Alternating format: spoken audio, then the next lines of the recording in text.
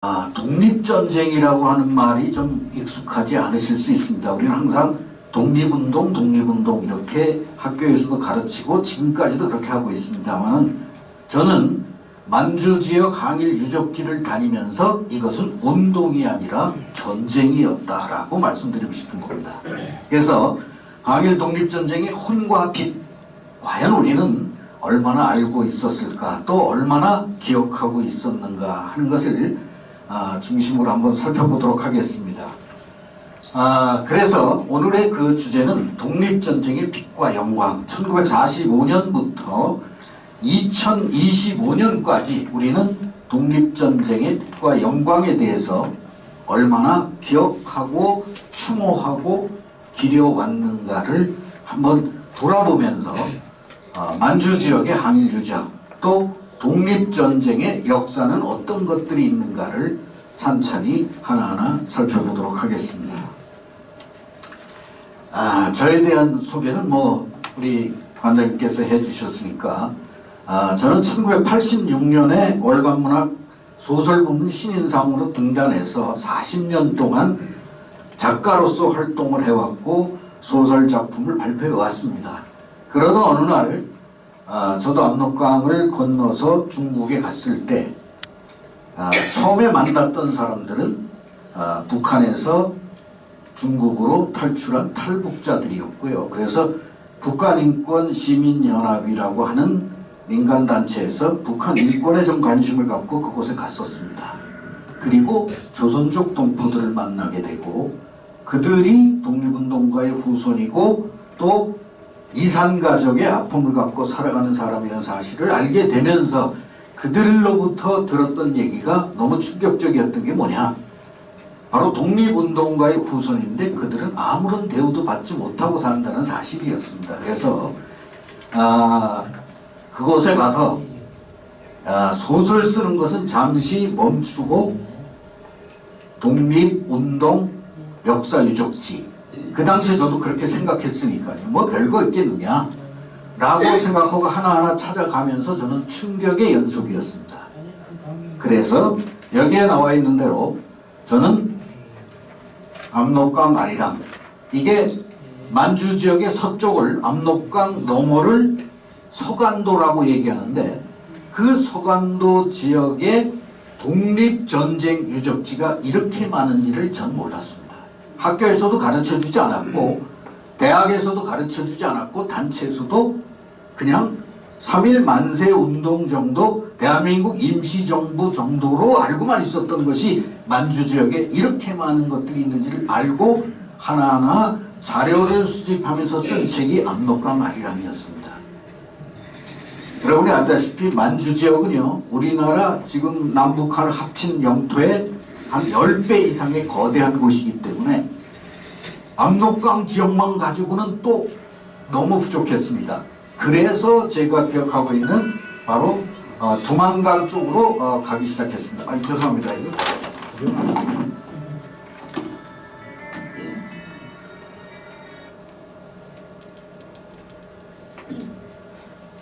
제가 껐는데 이게 정말 죄송합니다.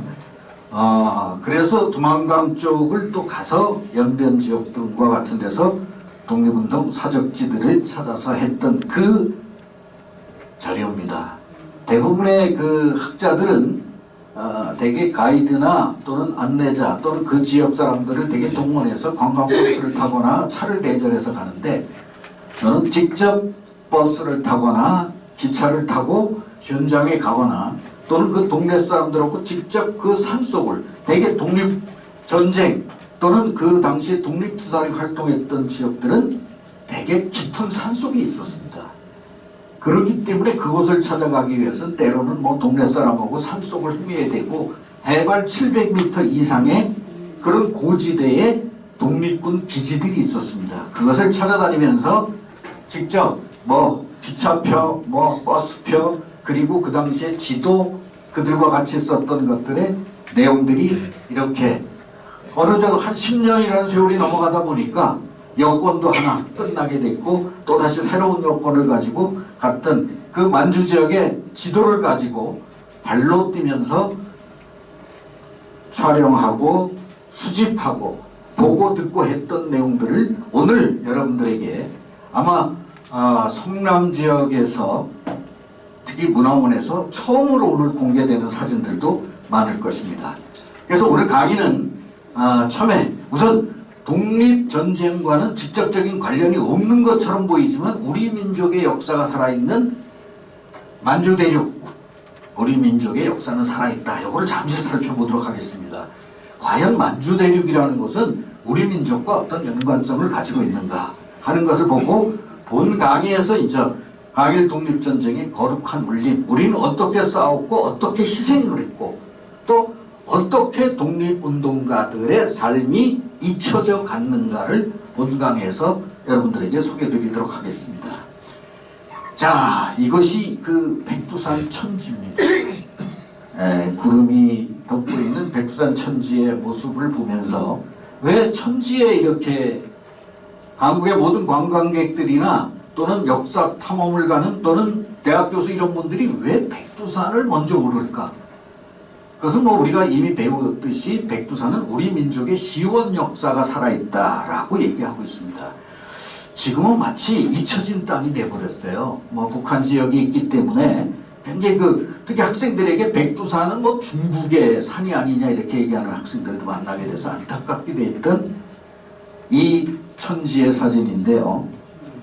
맑은 날 보면은 이렇게 천지 둘레가 14km 정도 되고 이 천지 깊이가 가장 깊은 곳은 285m 정도 될 정도로 화산이 폭발한 뒤에 여기에 빗물이 고이고 밑에서 물이 솟아나서 이러한 14km의 둘레에 285m의 거대한 칸데라 호수를 형성하고 있는 게 바로 백두산 천지입니다. 여기에는 16개의 봉우리가 있어요. 16개의 봉우리가 있는데 이 가운데를 북한과 중국의 국경선이 자리 잡고 있습니다.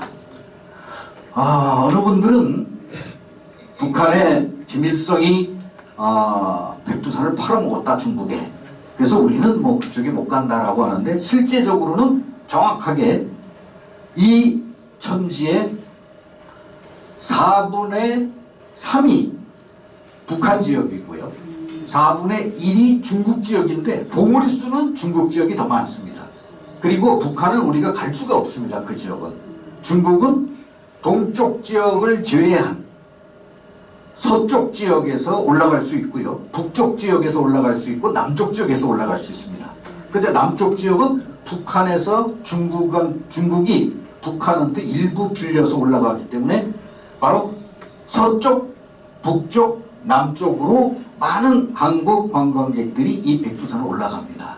저도 학생들하고 많이 올라가서 100번 올라가면 이 천지의 모습을 2번 본다라고 이렇게 농담할 정도로 아주 날씨 변화가 아주 심각한 곳이 또 백두산입니다. 그래서 가장 좋은 날씨에 찍었던 사진을 여러분들에게 보여주는 것입니다. 이게 백두산 천지 북쪽에서 찍은 사진입니다. 자, 이것은 우리 민족 시원과 백두산.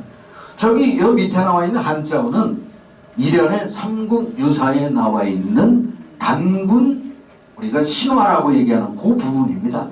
옛날에 환인이 있어서 서자 환웅이 세상을 내려다보고 세상의 뜻을 품자. 아버지가 아들의 뜻을 알고 천하를 내려다보니 곧 하시 삼위태백 가히 홍익인간이라.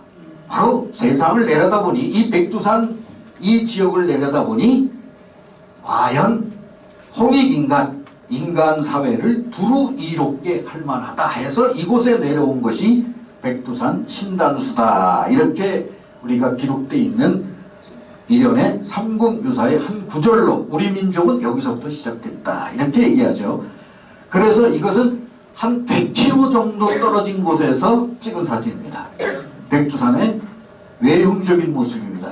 여기는 우리나라의 가장 춥다라고 하는 중강진 지역의 건너편이 중국의 임강이라는 곳인데요. 그곳에서 망원 카메라로 찍은 백두산의 모습입니다.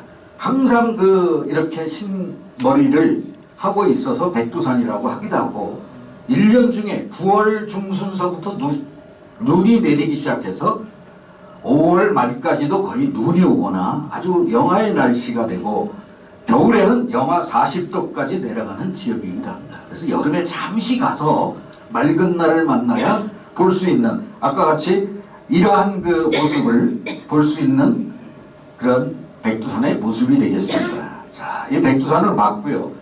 또 연길이라고 하는 조선족 자치주 연길시로 때로는 비행기를 타고 가다 보면 운 좋게 이렇게 비행기 안에서 백두산 천지의 모습을 또 볼 수도 있습니다. 되게 그런데 10번 가면 한 번, 두 번 볼까 말까요. 항상 뭐 비행기가 높이 뜨니까 구름에 가려서 백두산의 모습을 볼 수 없는데 운 좋게 또 이런 백두산 천지의 모습을 특히 겨울에는 좀 구름이 적기 때문에 겨울 사진이 많은 이유가 거기에 있습니다. 그래서 이렇게 백두산의 모습을 한번 보고 있습니다. 자, 이제 백두산을 내가 왜 이렇게 얘기했느냐. 지금 여기에 보시면 백두산이 여기에 있습니다. 여기에 그 요즘에 요하 문명이라고 하는 이 적봉시에서 중국을 발칵 뒤집어놓은 요하 문명의 유물들이 발굴됐고요. 또 여기에 송화강과 우수리강, 흑룡강 이 강들이 만나는 상강 문명이라고 하는 지역에서 기원전 7,500년 전에 유물이 발굴돼서 만주 지역의 역사가 세계를 지금 놀라게 하고 있습니다. 조용한 건 어느 나라만 조용하냐? 우리나라의 고고학계만 조용합니다. 눈치 보고 있느냐고 말을 못하고 있는데 중국은 지금 현재 끓고 있습니다. 왜? 중국 역사의 시작이 황하 문명으로, 우린 뭐 초등학교 때도 배웠지 않습니까? 중국 4대 문명 발상지 중에 하나 황하 문명. 그런데 중국이 왜 놀랬느냐? 바로 이 요하 문명에서 나온 유물과 상강 문명에서 발굴된 유물이 황하 문명보다 1000년 정도 앞섰다는 사실이 세계에 알려지기 시작했다는 사실입니다. 그렇다면요, 이 문명은 중국의 황하 문명 또는 뭐 이집트의 나일강 문명보다 앞설 수 있다라는 고고학자들의 주장이 나오면서, 그렇다면 이 지역에 있었던 고조선이 세계 문명의 선구자 또는 세계 문명의 발상지일 수도 있다라는 가설들이 지금 현재 미국의 하버드 대학이나 영국의 옥스퍼드 대학의 고고학자들 사이에서 발표되고 있는데, 한국의 학자들만 입을 다물고 있습니다. 왜? 자료가 없기 때문에. 잘못 말해서 개망신당할까봐 말을 안 하지만 저 같은 작가 입장에서는 여러분에게 자신 있게 얘기합니다. 저도 요하 문명의 적봉이라고 하는 홍산에 가봤는데 중국 애들은 이걸 숨길 수밖에 없어요. 왜? 그들은 황하 문명의 후손이라고 얘기해 왔는데 더 빠른 문명이 여기에 나타났다는 것은, 이것은 고조선 문명이다. 그렇다면 그것은 동이 곧 조선 한국의 문명일 수 있다는 두려움이 있는 겁니다. 여러분 참고적으로 잠시 짚고 넘어가서, 그래서 여기 백두산을 중심으로 한 것이고, 우리가 이미 알고 있듯이 삼한 문명, 지난 마한 변환에 우리는 삼국시대 문명은 이곳에서, 지금 우리가 보면은 저 연천의 전곡리에 가면은 이미 구석기 문물 유물들이 발굴되고 전시되고 있어요. 그리고 우리는 이 한반도에서도 이미 구석기 시대부터 문화를 유지해오고 있고, 거기다가 요하 문명이나 상간 문명처럼 이 만주 지역의 우리 민족의 발상제하고 연관이 된다면 대한민국은 세계 문명의 발상지로 발돋움할 수 있는 잠재력을 갖고 있다. 물론 저는 고고학자가 아니고 또 연관학자가 아니기 때문에 이렇게 자신 있게 얘기하는 겁니다. 왜? 이것은 분명히 연구해 볼 만한 값어치가 충분히 있다라고 세계에서는 지금 놀라고 있습니다. 자, 그래서 이게 1921년입니다. 1921년에 동아일보 기사예요. 여기에 뭐가 나오냐? 아민족 발상지 백두산. 이게 동아일보 타이틀 기사입니다. 그리고 여기에 지금 백두산 천지의 사진이 아마 거의 최초로 찍었다라고 할 수 있을 거예요. 이게 여기 보다시피 1921년 8월 27일 종로 YMC에서 열린 백두산 강연회입니다. 이걸 소개한 동아일보 기사로 보건데 백두산은 분명히 여기서 말하고 있죠.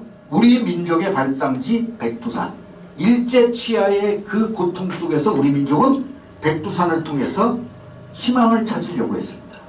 백두산을 통해서 우리 민족이 결속되기를 바라서 여기 마지막 줄만 보겠습니다.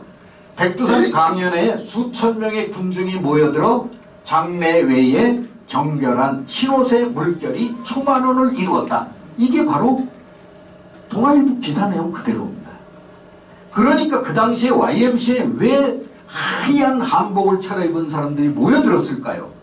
일제의 그 잔악한 억압이 1910년에 일제한테 통합이 됐으니까 11년 정도 지난 뒤입니다. 그래서 여기에 우리 민족의 발상지 백두산. 그래서 여러분에게 백두산으로부터 오늘 강의를 시작하는 겁니다. 이곳은 우리가 그냥 학교에서 그냥 백두산 그냥 뭐 하나의 뭐 높이가 어떻고 뭐 이런 요즘에 한때는 뭐 영화까지 나와갖고 뭐 백두산에서 지금 화산이 폭발하면 우리나라가 망하니 뭐하니 하는 얘기들 또 영화도 그렇게 얘기하고 되고 있는데 저는 그곳에 갈 때마다 그런 얘기보다 정말 신비롭고 아름다운 이곳에서 우리 민족의 시원 역사가 있다는 것을 얼마나 자랑스러운 것인가. 세계에 이렇게 아름다운 산은 없습니다. 그런데도 우리는 지금 분단돼 있기 때문에 북한 쪽에서도 마음대로 갈 수가 없어요. 중국에 그 돈을 내고 여기 입장료가 6만 원입니다. 우리나라 돈으로.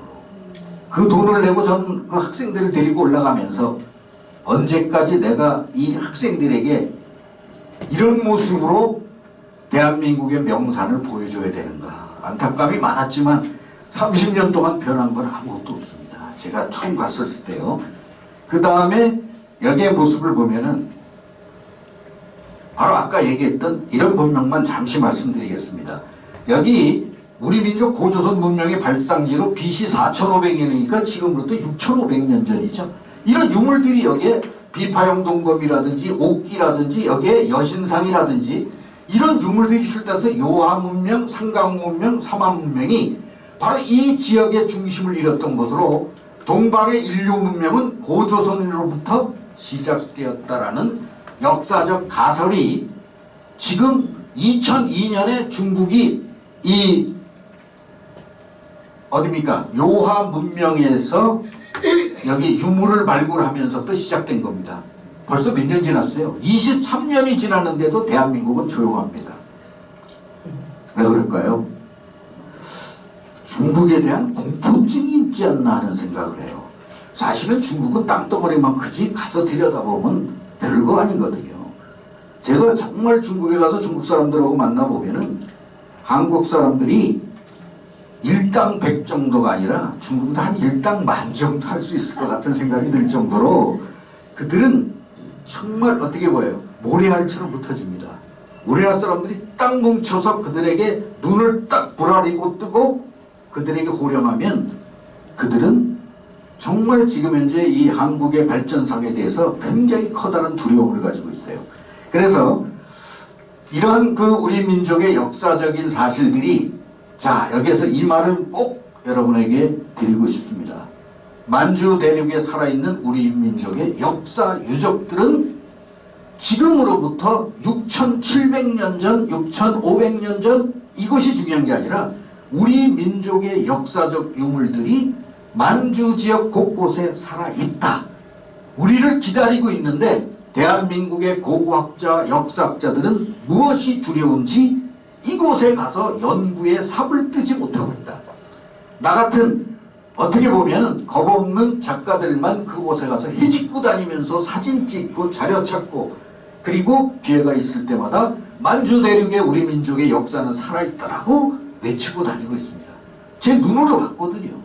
그리고 그 당시에 얼마나 위대한 역사가 만주 지역에 존재했는가를 확인했거든요. 제 눈으로. 다만 학문적으로만 입증하지 못한 소설가일 뿐입니다. 그래서 여러분들에게 말씀드렸고요. 자, 고구려 건국 유적지가 실질적으로 이곳에 있는데요. 이게 바로 고주몽이 나라를 세웠다라는 졸본성, 홀본성이라고 하는데 이 절벽이요, 여기서 멀리서 본 사진입니다. 이게 해발 800m 돼 있는데 이게 절벽으로 돼 있고 꼭대기가 이렇게 평평하게 돼 있어요. 그러니까 거기에 바로 이러한 그 성이 안에 쌓여 있어요. 이게 졸본성입니다. 그리고 올라가는 데가 이렇게 깎아지는 절벽 사이 요 틈새로 올라가게 돼 있어요. 그러니까 아주 천혜의 요새예요. 여기에 고주몽이 나라를 세웠다라고 하는 고구려 건국지가 이렇게 실제적으로 남아 있습니다. 그리고 이 꼭대기에요, 여기에 소천지라고 하는 작은 호수가 있어 물이 있으니까 사람이 죽지 않고 먹고 살 수 있어요. 또 여기 동물들도 있고 여기에 땅이 있습니다. 그래서 농사를 지을 수가 있는 곳이었어요. 그래서 고구려의 건국 유적지 고주몽이 나라를 세웠다는 이곳을 한번 잠시 설명드리고요. 그 다음에 이게 그 유명한 광개토대왕비의 모습입니다. 이것이 탁본 뜬 건데요. 여기 보면은 요 구절이 여기 나와 있습니다. 여기 보면은 국광상 광개토 평안 호태 왕릉비 이렇게 되어 있어요. 요런 내용이 여기에 돼 있는데 중국 애들이 여기다 지금 집을 지어 갖고 요런 모습으로 여기 보고하고 있어요. 장수왕 2년에 세웠다라고 아주 거기 기록되어 있습니다. 그러니까 지금부터 1600년 전에 세운 세계에서 유래를 찾아볼 수 없는 돌에다가 역사를 기록한 위대한 광개토왕 능비가 되겠습니다. 그래서 높이가 6.39m고 1755자의 글자가 여기에 새겨져 있어요. 그래서 이 글자의 모습을 이렇게 탁본을 뜬 것입니다. 이거 참고적으로 보시고요. 그 다음에 이게 바로 고구려의 오골성입니다. 자, 고구려성의 특징은 여러분이 알고 있는 대로 맷돌 모양으로 우리의 그 화강암을 이렇게 맷돌 모양으로 다듬어서 쌓아 올린 성이 이 고구려성의 특징이에요. 그래서 고구려 오골성이 있고요. 이것이 바로 우리는 장군총이라고 중국에서는 이름을 붙여놨는데 이 피라미드라고 난 보고 있고요. 이 꼭대기에 여기서 하늘의 제사를 지낸 집터 자리가 여기 나와 있습니다. 그래서 이것이 나는 장수왕 무덤이다 라고 난 얘기해요. 왜냐, 여기에 지금 이 구멍이 있죠. 요 안에 관을 안치했던 자리가 있습니다. 그래서 여기까지 올라가서 저는 볼 수 있었던 시절인데 여기 갔었는데 여기에 장수왕릉인데 중국에서는 그냥 장군의 무덤이다 이렇게 격화시켜놨는데 이 피라미드의 높이를 한번 보세요. 이 돌 한번 보십시오. 이 거대한.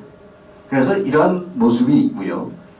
그 다음에 이것이 광개토대왕 능입니다. 어마어마한 능으로 여기 계단으로 올라가게 이렇게 모양을 냈어요. 광개토대왕 능이 돼 있고 그 입구에 아까 봤던 광개토대왕 비가 서 있는 것입니다. 그래서 그 현장의 모습이고요. 이게 바로 고구려의 무덤들이 있습니다. 이렇게 많은 무덤들이 피라미드들이 곳곳에 산속에 이렇게 곳곳에 있습니다. 약 2만 개의 무덤이 있다라고 할 정도로 어마어마한 문화가 고구려의 역사가 살아 숨쉬고 있는 것이 만주대림입니다. 이곳을 볼 때마다 저는 가슴이 미어지는 것 같죠. 이것은 그 도굴꾼들이 이미 다 도굴하고 중국인들은 여기를 숨길 대로 숨기려고 애를 쓰고 우리나라 역사가들은 저처럼 가서 사진이나 한 장 찍고 기념사진 찍고 돌아오는 것이 되어버렸어요. 안타까움이 되어 있습니다. 이게 그 고구려의 국내성입니다. 지반시의 그 도시 전체를 둘러싸고 있는 곳인데 중국에서 이것을 유네스코 세계문화유산에 등재했죠. 네? 그래서 우리는 강 건너 불처럼 보고 있는지 모르지만 이게 고구려 국내성입니다. 자, 영안 역사박물관에 가면은 고구려만 있는 게 아닙니다. 뭐가 있는가? 이것은 발해의 상경성 유적입니다. 이 둘레가 16km가 되는 성곽의 모습이 그대로 남아 있고요. 바로 이렇게 발해국 상경 용천부 유지라고 편말하는 중국인들이 세워놓고 있습니다. 바로 이게 발해탑입니다. 어마어마하게 거대하게 중국은 발해 광장을 만들어 놓고 있죠. 자, 이게 발해의 영광탑입니다. 이 탑은 제가 우리나라에 경기도 여주에 가면 신력사라는 절이 있어요. 신력사에 가보신 분들 알겠지만 거기처럼 벽돌로 만든 전탑이라고 하는 겁니다. 똑같아요 그게. 이게 그곳에서 내려온 것으로 난 볼 수 있듯이 발해 영광탑. 자 한번 이 글씨 보세요. 영광탑. 조선족이 이렇게 그래도 한글로 여기다 써놨다는 것. 이것만으로도 조선족이 그곳에 살고 있기 때문에 이나마 명맥을 유지한 것 아닌가 하는 생각을 저는 가지고 있습니다. 이래서 발해국의 역사들이 보세요.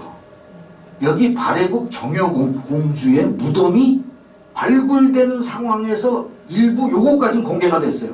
그러다가 중국이 갑자기 덮어버렸습니다. 이걸. 왜냐? 여러분 여기에 보면 여기에 비석이 있어요. 이렇게. 요 비석의 비문을 공개하지 않는 겁니다. 왜? 중국은 지금 동북공정이라는 걸로 해서 고구려 발해 역사가 자기 나라 역사라고 지금 왜곡시키고 있거든요. 근데 여기 정여공주의 요 비석에 보니까 여기 글자가 728자가 여기 새겨져 있어요. 이게 바로 중국하고 전혀 관계없는 황제의 나라 발해 그리고 공주의 무덤이라는 사실이 정여공주 묘 딱 나왔거든요. 이 벽화 보세요. 이 벽화가 지금으로부터 757년이니까 한번 생각해 보세요. 1250년 그 역사를 이 벽화의 색깔도 변함없이 그대로 유지하고 있습니다. 이게 바로 발해인들의 모습이에요. 이게 정여공주의 묘가 발굴되면서 또다시 중국이 거짓말하고 있고 역사를 왜곡하고 있다는 것이 발견된 겁니다. 우리나라 학자들은 강력하게 항의해야 되겠죠. 그런데 우리나라 학자들은 또 우리나라 당국은 발해 역사를 이렇게 자기의 역사로 왜곡하고 있는 그들과 역사 전쟁을 벌이지 않고 있습니다. 이유는 그렇게 얘기하더라고요. 어느 분 제가 만났더니 중국하고 교역을 해야 우리가 먹고 산대요. 그래서 중국 애들의 그 심기를 건드리면 우리에게 이로울 거 하나도 없다. 아주 겉으로는 그럴듯하죠. 근데 중국 애들은 어때요? 투트랙 전술입니다. 경제는 경제고 역사는 역사다. 중국 애들은 그렇게 얘기해요. 근데 왜 우리는 그런 말을 못할까요? 경제? 그래 중국 너희들도 필요하니까 교역을 하되 역사는 주장할 건 주장한다. 자 여기까지 우리 민족의 기상과 용맹, 만주되게 살아있는 것들을 아주 극히 일부분입니다. 저에게 주어진 시간이 뭐 하루 저에게 주어진 시간이기 때문에 어떻게 보면 죄송합니다. 맛만 보이고 가는 것 같은 안타까움이 늘 있습니다. 강의할 때마다. 그래서 고구려 발해 역사에 이 용맹이 살아있는 것으로 이건 뭐냐면 고구려 무덤 벽화에서 나오고 있는 철갑기병이에요. 철갑기병. 세계에 이렇게 철갑으로 말과 사람이 둘러싸고 긴 창을 가지고 전투에 임했던 고구려 시대의 이 기병의 역사는 세계 천하무적이었습니다. 우리는 지금 역사학자들은 이 얘기를 하지 않고 있는데 우리 역사에서 저 터키까지 고구려가 정복을 나갔었다는 역사적 유물들이 발굴되고 있지만 아무도 그거에 대해서는 더 깊이 연구하려고 하지 않습니다. 바로 여기에 나와 있는 철갑기병의 이 모습이 바로 우리 민족의 역사를 그대로 얘기해요. 만주 대륙에 살아있는 우리 민족의 용맹함이 여기에 나와 있습니다. 한 가지 예를 들어서 단재 신채호 선생이 썼던 구절 하나를 여러분에게 소개하겠습니다. 을지문덕주의라고 하는 글인데요. 이 구절을 한번 제가 읽어보겠습니다. 아무리 큰 나라 적이라 해도 우리는 반드시 나아가고 적이 아무리 강해도 우리는 반드시 나아가고 적이 사납든 용맹하든 우리는 반드시 앞으로 나아가며 한 걸음 물러나면 식은땀이 등에 젖고 털끝만큼이라도 양보하면 입에서 피를 토한다. 이게 을지문덕주의라는 거예요. 단재 신채호 선생의 민족사관적 역사관에서 나온 얘기입니다. 고구려인들은 그랬어요. 한 발짝을 외국이 쳐들어왔다고 해서 물러나면 입에서 피를 토했던 우리 민족의 용맹함이 이런 철갑기병 아까 얘기했던 고구려의 여러 성곽들, 고구려의 성, 오골성, 뭐 여러 가지 그 백암성 이런 거는 천하무적이었습니다. 그 역사를 우리는 이미 증명하고 있거든요. 그래서 나는 이 단재 신채우 선생의 이 을지문덕주의 한마디로 고구려 발해가 중국의 속국이었다는 새빨간 거짓말이 우리는 드러난 거예요. 우리 민족은 중국을 호령했을지언정 그들에게 지배를 당한 적이 없다는 것을 한번 말씀드리고, 을지문덕주의에서 나타난 우리 민족의 기상과 용맹, 만주 대륙의 우리 민족의 역사는 살아있다. 여기까지 우선 살펴보고 있습니다. 이제 잠시 본강으로 들어가겠습니다. 저 관장님, 물 한 병 주실 수 있겠습니까? 네, 물 한 병 좀 주십시오. 물 좀 마셔가면서 강의하도록 할게요.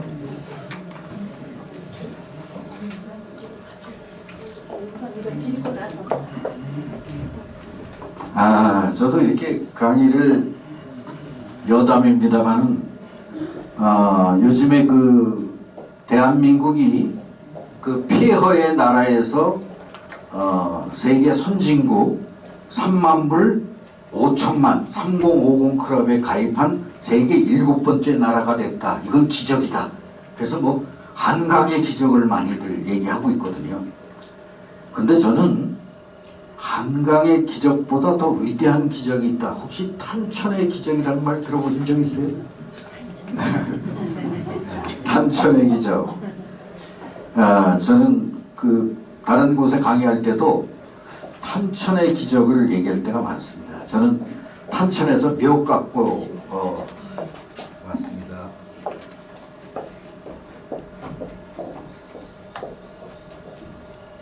어린 시절에 제가 탄천에서 묘를 감을 때, 탄천은 지금처럼 저렇게 일직선으로 흐르질 않았어요. 굉장히 꼬불꼬불한 것입니다, 탄천이. 그리고 그 당시에 그 탄천은 탄천이라고 해야 되나? 순례라고 했어요. 순례. 탄자 쓴 거거든요. 그래서 옛날에 숯 굽는 곳이 많았기 때문에. 네, 고맙습니다. 그래서 순례라고 했던 곳인데, 혹시 여기 지금 저 수진동, 여기 지금 저 단대천, 지금 이게 복개되어 있습니다만은, 이 단대, 상대원, 하대원, 이 지역의 저 사기막골까지 그 뒤쪽에 산이 검단산이고, 거기가요, 사실은 이 지역의 저 어디입니까? 복정역에서 넘어오는 그 수진고개 이쪽서부터 말해요. 그때가 1971년이었을 겁니다. 8월 10일 뭐 이렇게 얘기 기록이 돼 있지만 1971년도에 여기는 온통 천막촌이었어요. 저는 그때 그 모습을 봤거든요. 그리고 그 당시에 그 순례 쪽에 그 물가에 나와서 여기 그 지역 사람들 그 모습을 생각하고 지금 와서 제가 이 상대원 또 그 올라가는 이 단대오걸에서 상대원 쪽으로 올라가는 곳을 제가 올라가다 보면 정말 저는 가슴이 뛰고 놀랄만. 사기막걸 저기 검단산 남한산성에서 이쪽을 산성동 저쪽에서 이렇게 내려다보면요, 이것은 기적입니다. 그 당시 천막촌의 그 모습들, 정말 전국에서 대한민국에서 더 이상 갈 곳 없는 사람들이 왔었다라고 하는 그 비아냥, 비웃음. 저기 집이 경기도 성남시 이렇게 얘기하면 성남시 사람이냐? 이렇게 저는 얘기를 하고, 제가 대학에서 또는 그 작가로서 활동할 때 당시 고향이 어디요? 성남시요. 그런 얘기를 들었을 때 지금 이 모습을 보면은 저는 대한민국이 위대하다, 뭐 한강의 기적이다, 뭐 우린 선진국으로 했다, 그것보다 우리는 대한민국의 그 여러 도시들 중에 이렇게 비약적으로 놀랍게 기적을 이루고 발전해가는 도시는 정말 이 지역 분들도 알아야 돼요. 여기는 정말 기적을 만든 도시입니다. 그렇기 때문에 저는 남한산성 뭐 어떤 때 보면 저도 그런 의뢰를 받았어요. 이 성남 출신의 그 의병장이나 독립운동가를 주로 얘기해달라. 난 그건 중요하지 않다라고 얘기했어. 왜? 여기 경기도 광주군이었어요. 그 광주군 중부면 뭐 또 뭐 돌마면 이거 중요한 게 아니에요. 그러다가 어느 날 광주군이 지금 그 예를 들면은 대왕면 수서리가 지금 강남구 수서가 됐어요. 그러면은 압구정동이 옛날 광주군이었어요. 그럼 그런 걸 가지고 얘기하면 그럼 거기 사람들 압구정동 사람들도 광주군 출신이라고 얘기해야 되느냐? 아니거든요. 세상 바뀌는 거니까. 그 대왕면이라고 하는 거 지금 뭐 세곡동 내곡동 이게 서울시로 들어갔지만 수서 그 탄천의 서쪽은 수서동 동쪽은 수동리였어요. 수서리 수동리. 바로 그런 곳이 지금은 뭐 강남이라고 뭐 목에 힘주고 그러는 어떤 그 모습을 볼 때 저는 가끔도 그런 생각을 해요. 당신 광주군 사람이야 이 사람아. 내가 왜 광주 사람? 그래서 저는 이 그 단대 또 그 다음에 뭐 수진 옛날에 수진고개라고 하면은요 정말 그 아픔이 많은 곳이에요. 수많은 사람들의 그 눈물과 고통이 배어 있는 곳이에요. 서울 가는 버스가 없어갖고 걸어갔습니다. 복정동으로 해서. 옛날엔 저 광나루 다리 하나밖에 없기 때문에 글리 가야 돼. 나머지는 다리가 없으니까 한강을 그렇처럼 나룻배 타고 건너가야 돼. 이런 곳의 모습에서 여기서 눈물로 그 고통스럽게 서울에 가서 돈을 벌어갖고 와서 20평씩 잘라줬던 이 땅에 기적을 일군 분들이 나는 성남 시민이다. 세계 어디에서도 이런 그 세상 사람들이 말하는 빈민이라고 하는 그 이름으로 사람들 손가락질할 때 그것을 극복하고 일어났던 위대한 사람들이 살았던 것이 성남시다라고 나는 감히 얘기해요. 또 나 자신도 그래서 어디 가든지 나는 성남인이다 라고 얘기하는 경우도 있고 작가들에게도 항상 얘기합니다. 어떤 왜 아니 전라남도 광주 사람들은 목에 힘주고 경상북도 안동 사람들은 목에 힘주는데 왜 성남 사람은 기가 죽어야 되는지에 대해서 나는 분명히 외치죠. 탄천의 기적을 너희들은 모를 뿐이다. 그게 없었던 게 아니라 너희들이 무식해서 모를 뿐이지 그곳에는 분명히 기적이 있었다.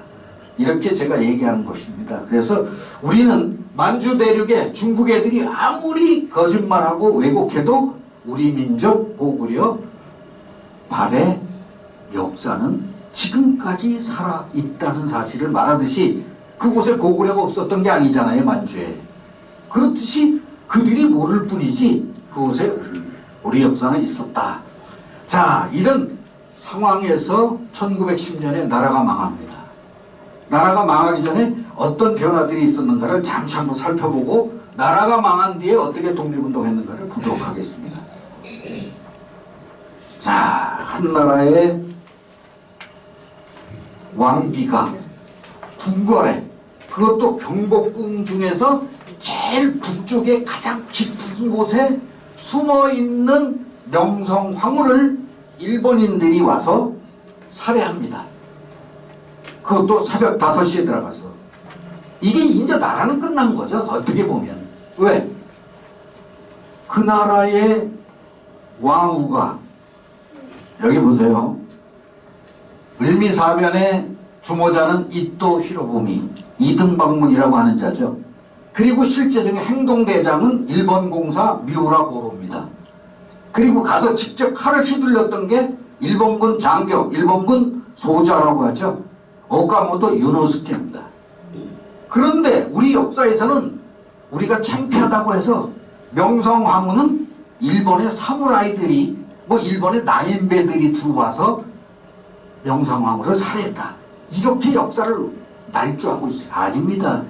일본 군 장교가 들어왔고 여기 사진이 있습니다. 얘네들이 기념사진 찍은 거예요. 한성신보 앞에서 기념사진 찍었는데 얘네들은 그 당시에 동경대학을 나온 아주 엘리트들이면서 군 출신들이고 사무라이들 중에서도 칼 잘 쓰는 아주 이름 있는 사무라이들을 몇 명 동원했을 뿐이고 이들은 이토 히로부미 당시 일본 총리를 몇 번이나 역임했던 자 아닙니까? 이 미우라 고로를 특별히 데려다가 이렇게 한 거예요.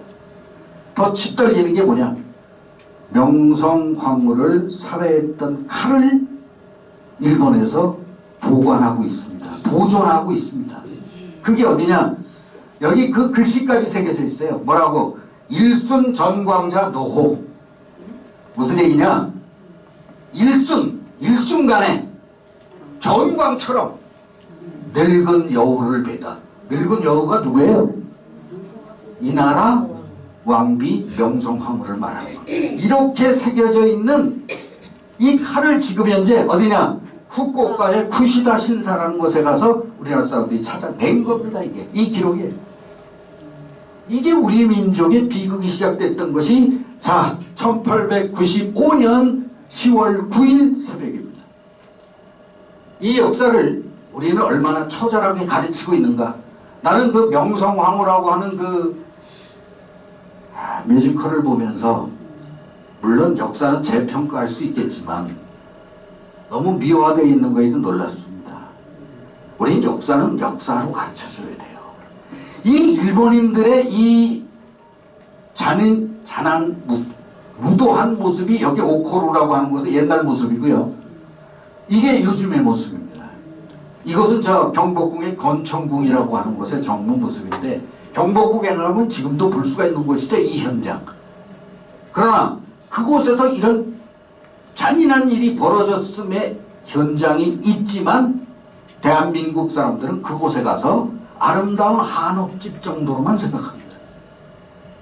젊은이들도 가서 그것이 얼마나 고통스러운 현장이었는지를 기억하려 하지 않습니다. 그래서 나는 그때 일본의 두려움에 떨고 있을 때 총칼을 들고 일어났던 이 위대한 사람들을 우리는 기억하지 않을 수 없습니다. 그들을 이름하여 의병입니다. 누가 시키지 않았어요. 누가 강요하지도 않았습니다. 월급 주는 사람도 없었고 무기를 대주는 사람도 없었습니다. 자발적으로 일어난 이 의병들의 역사 간단하게만 설명드리겠습니다. 1차 을미의병, 명성황후가 시해되고 나서 첫 번째 의병이 있죠. 1905년 을사 늑약이 강제로 맺어지고 이 나라 외교권이 박탈됐을 때 전국에서 또다시 의병이 일어납니다. 2차 의병이죠. 1907년 정미 7조약에 맺어져서 통감부 이런 것으로 강압적인 일본이 군대 해산까지 하고 고종까지 폐위시켜버리자 3차 의병이 일어났던 대한의병 30만 명의 항일 구국 투쟁이 우리 역사에서 기록되어야 한다는 겁니다. 그냥 성남 여기 남한산성에 구원영 등과 같은 이천수 창의소 의병들이 여기 남한산성을 점령하고 서울로 가자라고 외치다가 그 중에 어떤 부하가 그 남한산성 문을 열어주는 바람에 지리멸렬해갖고 남한산성 전투는 끝났다라는 정도가 돼서는 안 돼요. 이 의미를 우리 기억해줘야 된다. 왜? 그 당시에 나라와 민족이 외세의 침탈의 위기에 처했을 때 앞으로는 이런 일이 없어야겠죠. 그런데 만에 하나 또다시 외세의 침탈의 위기에 놓였을 때 이렇게 일어났던 사람들의 모습을 우리는 영국 데일리메일 기자 맥켄지가 찍은 의병 유일한 사진으로 이렇게 남아있습니다. 경기도 양평에서 찍은 사진이라고 그러죠.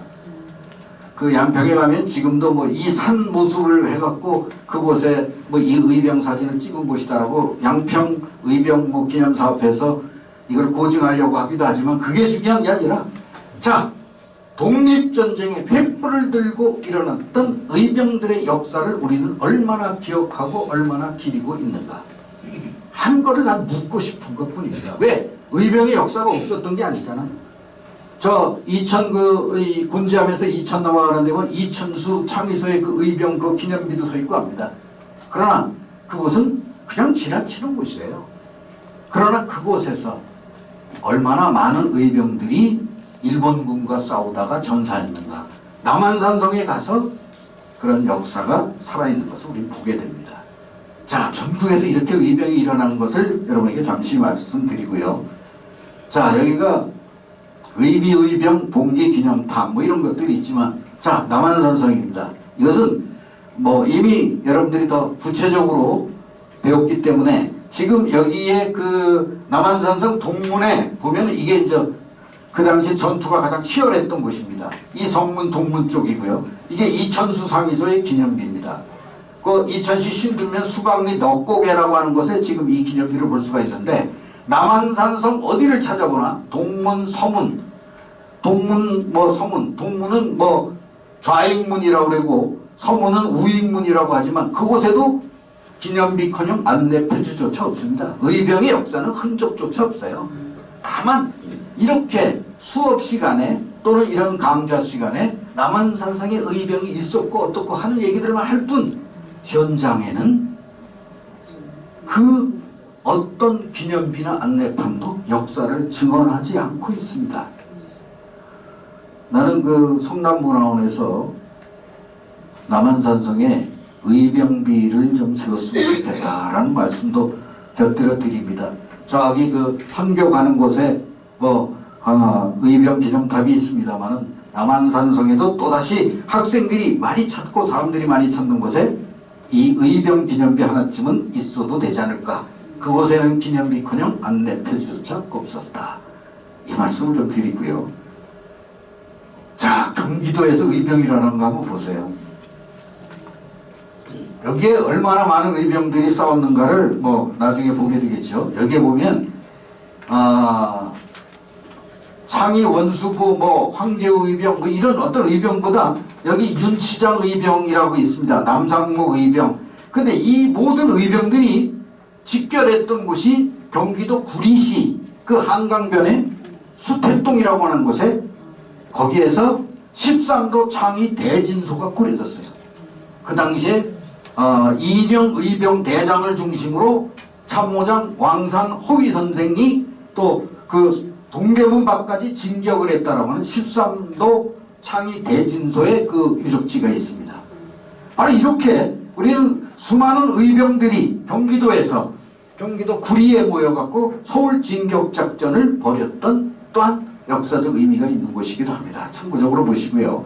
이것은 뭐 의병 전투를 그 박흥수 화백이라고 하는 분이 이렇게 그렸는데, 저는 가끔가다 화가들께서 의병 그 그림을 좀 더 많이 그려주었으면 좋겠다라는 생각으로 저 로마, 이태리의 로마에 가거나 뭐 피렌체 뭐 이런 뭐 이태리 여행하시는 분들이 항상 얘기할 때, 야, 그 대성당의 벽화를 보고 뭐 노을 천지 창조가 또 그 아름다운 뭐 미켈란젤로의 그림이었다고 막 이런 얘기를 할 때마다 우리 역사는 왜 그림이 없을까? 저는 화가분들 만날 때마다 왜 우리는 그 뭐 아름다운 그림들, 뭐 수채화, 뭐 수묵화, 뭐 동양화, 서양화, 뭐 이런 여러 가지 그림이 있는데 왜 우리 역사화가 없을까? 나는 우리 국립중앙박물관에 가면은 딱 들어가는 입구에서부터 왜 우리나라 역사를 한눈에 볼 수 있는 거대한 벽화 하나가 없을까? 왜 우리는 그런 역사 그림을 그리는 분들이 없을까 하는 생각을 늘 가지고 있습니다. 그런데 이런 박흥수 화백의 홍수성 전투를 아주 거대한 그림으로 그리셨어요. 13도 창의 군탑이 지금 서울 망우리, 동대문구 망우리에 이 탑이 서 있습니다. 그래서 13도 창의군의 의병들의 전투의 모습이고, 자, 여기서 성남인에 대해서 잠시만 한번 보겠습니다. 여기에 바로 경기도 광주의 낙생면 하산운리, 지금 여기가 판교가 됐죠. 그냥 판교라고 얘기하는 그 하산운리, 옛날에 하산운동이라고 하는 낙생면, 지금 판교.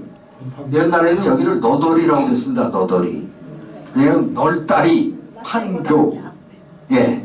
그리고 하산운리, 그 다음에 그 윤치장 의병이 그 태어났던 곳이 여기에 또 대왕 금토리, 지금은 금토동이라고 그러죠. 네, 금토동. 그 다음에 여기 그 김평리는 뭐가 됐는지 제가 정확하게 확인을 못했습니다. 네, 대왕면 김평리.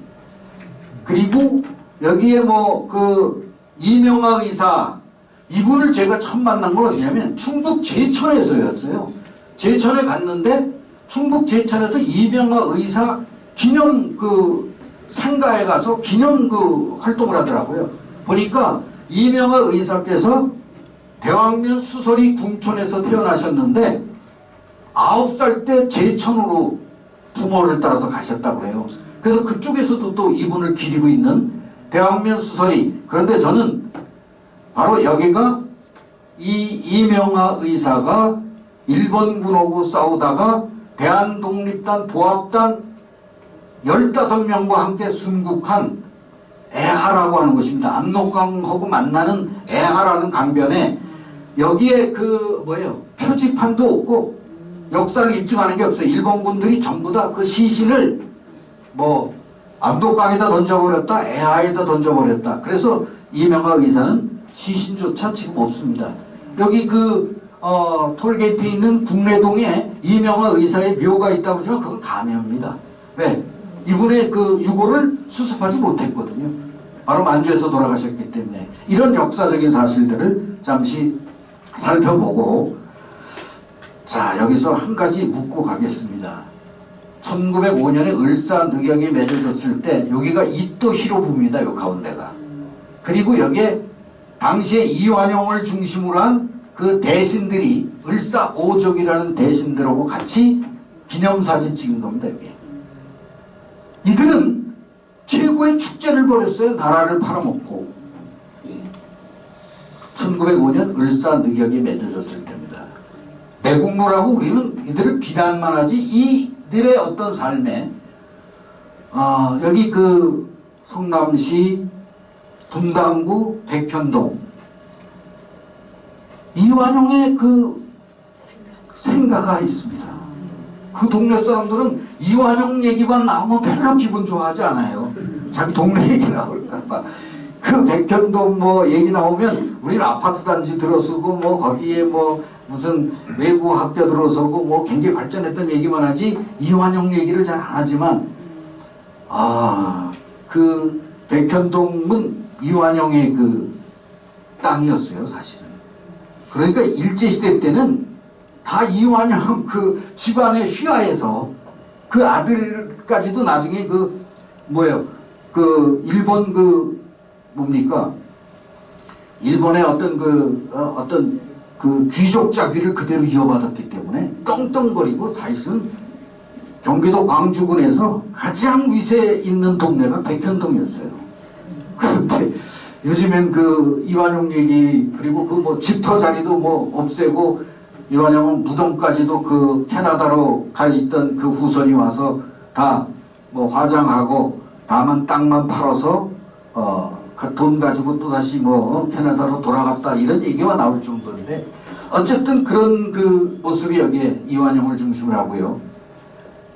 자, 이 1907년에 쫓겨나는 고종 황제의 모습입니다. 일본에 의해서 무기력했던 고종의 모습, 곧 망국의 군주의 모습이 여기 또한 지켜지고 있고요.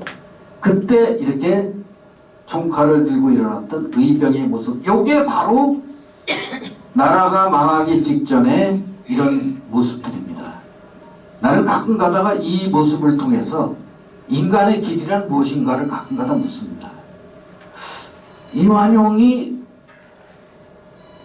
지금까지도 잘 살고 있다면 그런 가정을 해요. 왜 이완용만 그렇게 죽도록 패는지 모르겠어요. 왜?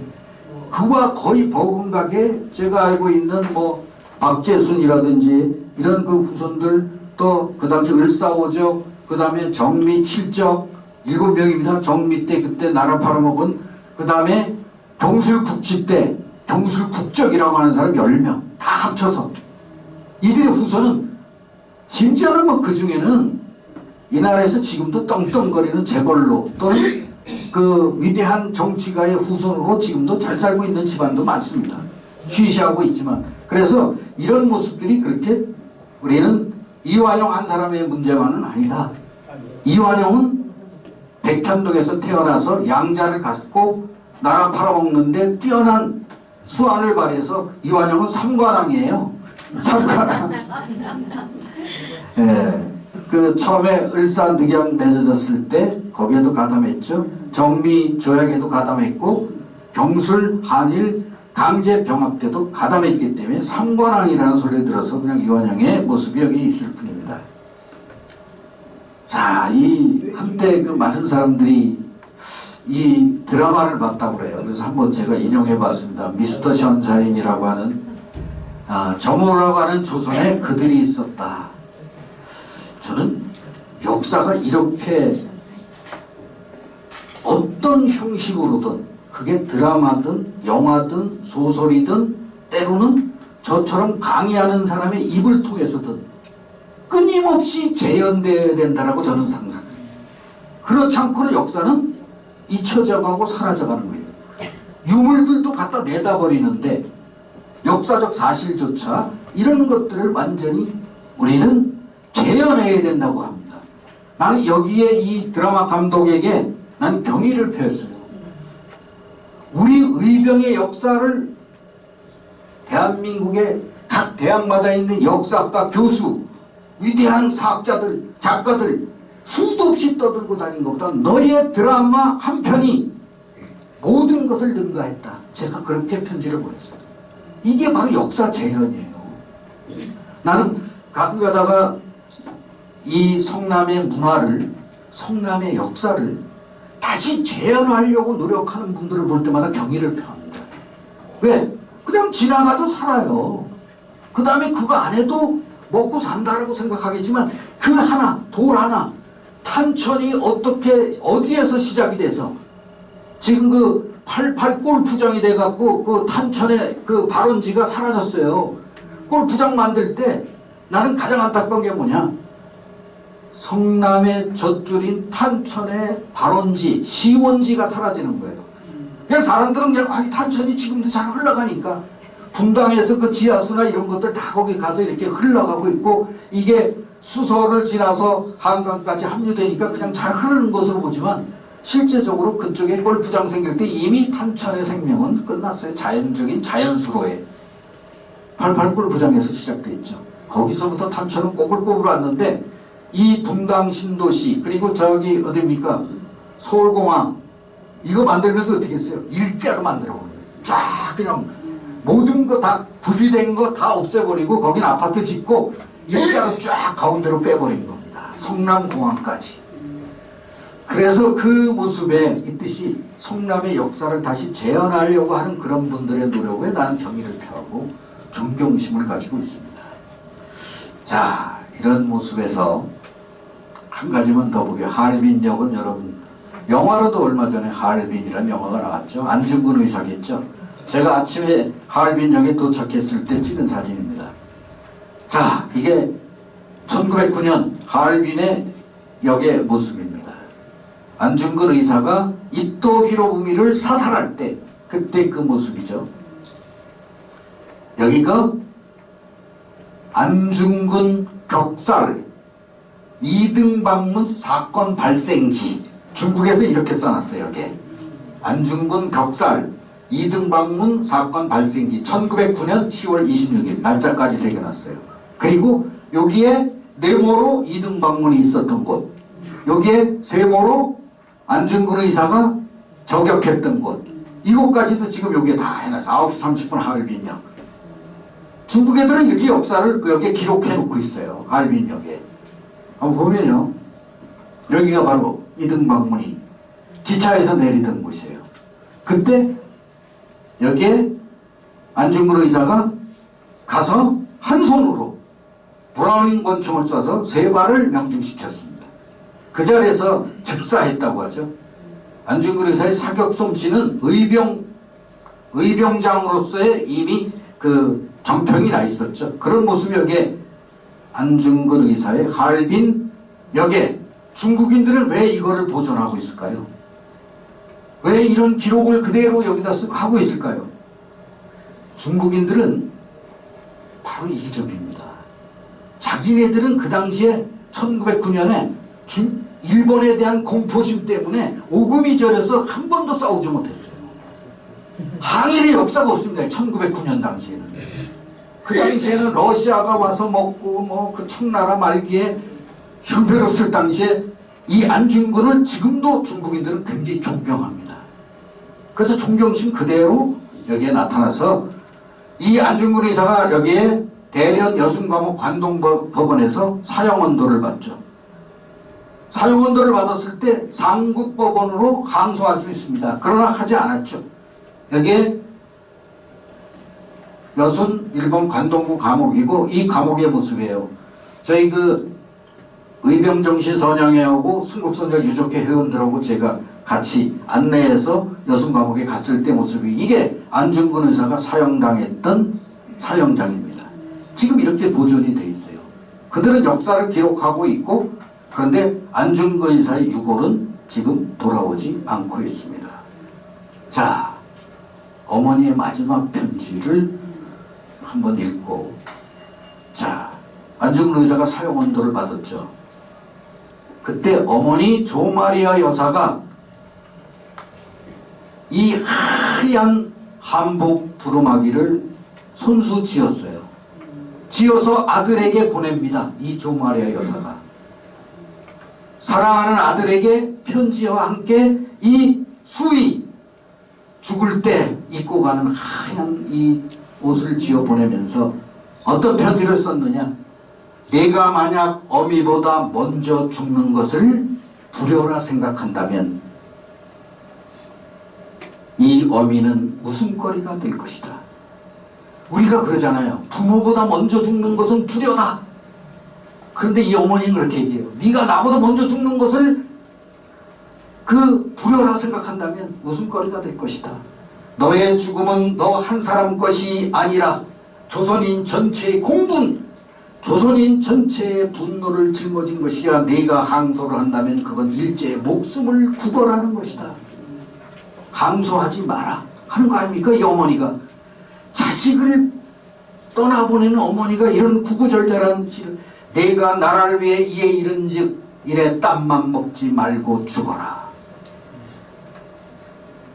우리 이 어머니의 심정을 보세요. 사랑하는 아들을 항소하지 말고 땀만 먹지 말고 일제에게 너의 목숨을 구걸하지 말고 죽으라고 편지를 보내고 있어요. 이 어머니가.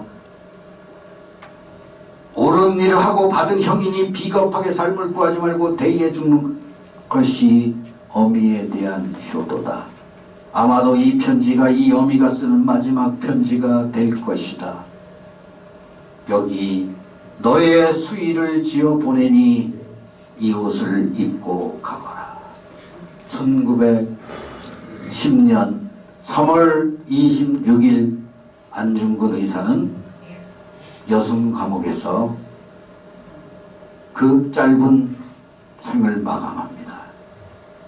그는 비록 이국 땅에서 일제에 의해서 목숨을 마감했지만 지금까지도 대한민국, 중국, 세계의 위대한 그의 삶은 지금도 멈추지 않고 있죠. 다만 그곳에 가서 아직도 안중근 의사의 유해를 찾지 못했습니다.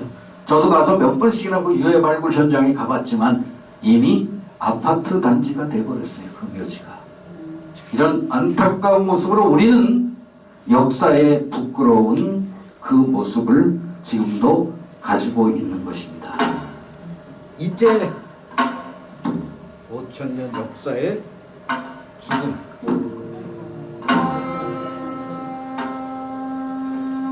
잠시 쉬었다가 하도록 하겠습니다.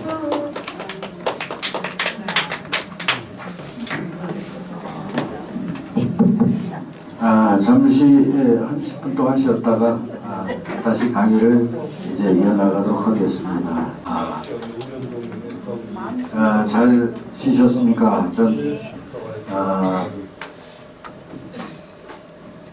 이제 우리가 독립전쟁의 그 유적지들을 한번 빠른 시간으로 한번 좀 순례해 보도록 하겠습니다. 저는 학생들하고 같이 갈 때 독립 전쟁 유적지를 성지순례라고 제가 그랬습니다. 너희들이 여기에 와서 정말 이 피 흘려 나라를 다시 찾기 위해 싸웠던 분들의 이 성지에 너희들이 왔다는 영광을 잊지 말라. 그래서 저는 항상 그 성지순례라고 얘기하는데 한번 여러분들하고 같이 이제 성지순례를 한번 떠나보도록 하겠습니다. 자, 이렇게 이게 경복궁 근정전이죠. 여기 일본 놈들이 이렇게 일장기를 걸어놨어요. 이게 1910년 8월 29일이죠. 이 치욕의 현장, 지금 그 경복궁 그 근정전에 가면 한복을 입은 전 세계의 관광객들이 한복 입고 그 앞에서 사진 찍고 하는 모습을 볼 때 저는 감회가 새롭습니다. 그래서 이런 모습이 있는데 이때 가장 큰 모든 사람들의 화두는 이거였습니다. 어떻게 살 것인가. 물론 탄식하는 사람도 있죠. 일본 놈들한테 나라를 뺏겼으니 어떻게 살아. 그런가 하면 친일파 또 매국노들은 아주 살판 난 거고요. 또 독립투사 후손들은 어떻게 살 것이냐. 이런 아주 1910년 8월 29일 이후에 가장 큰 화두는 어떻게 살 것인가였습니다.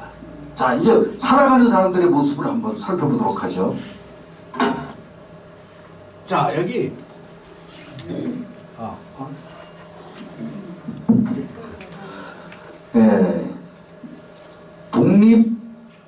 독립투사들의 모습을 먼저 한번 살펴보겠습니다. 이분들은 나라가 딱 한일 강제 병합이 된 그 순간부터 외친 말이 있습니다. 이제 독립전쟁이다. 이제는 나라를 찾기 위해서 우리는 일본과 싸워야 한다. 그래서 여기에 항일 독립전쟁을 준비하라 라고 서간도로 망명을 떠난 사람들이 있습니다. 압록강을 건너서. 언제냐, 여기 뭐 이상용, 이회영, 김동삼, 이동영, 김대라, 허영 이런 망명지사들의 몇 명의 이름이 중요한 것이 아니라 여기에 1911년 4월 15일 날 삼원포 대고산이라는 곳입니다. 여기가 옛날에 옥수수 창고였다고 해요. 이 옥수수 창고를 빌려서 일본 놈들이 있으니까 이 대고산, 여기가 소고산입니다.